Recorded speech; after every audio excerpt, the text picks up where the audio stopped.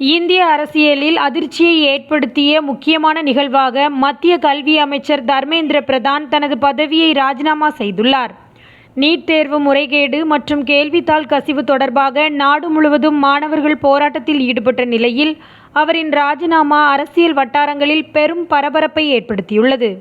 ஜூலை 25, 2026 அன்று பிரதான் தனது ராஜினாமா கடிதத்தை பிரதமர் நரேந்திர மோடிக்கு அனுப்பினார்.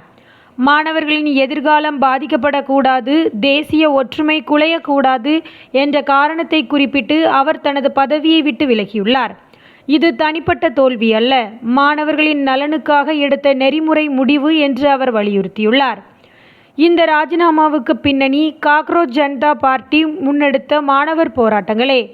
ஜூலை 20 அன்று ஜந்தர் மந்தரில் நடந்த போராட்டம் காவல்துறையுடன் மோதலாக மாறிய நிலையில் மாணவர்களின் கோரிக்கைகள் தேசிய அளவில் பெரும் கவனத்தை ஈர்த்தன. இதனுடன் லடாக்கின் சமூக செயற்பாட்டாளர் சோனம் வாங்சுக் 26 நாள் உண்ணாவிரதம் மேற்கொண்டது இந்திய இயக்கத்திற்கு உலகளாவிய கவனத்தை பெற்றுத்தந்தது. பிரதான் தனது கடிதத்தில் நீட் தேர்வில் முறைகேடு நடந்தது உடனடியாக கவனிக்கப்பட்டது. தேர்வு ரத்து செய்யப்பட்டு சிபிஐ விசாரணைக்கு அனுப்பப்பட்டது.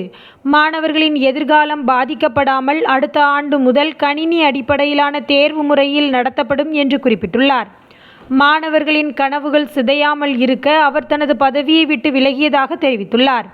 இந்த ராஜினாமா மோடி அரசின் 12 ஆண்டுகால ஆட்சியில் ஒரு அமைச்சரின் நேரடி பொறுப்பேற்பு மூலம் பதவி விலகும் முதல் சம்பவமாகும். எதிர்க்கட்சிகள் இதனை மாணவர் சக்தியின் வெற்றி என்று வரவேற்றுள்ளன.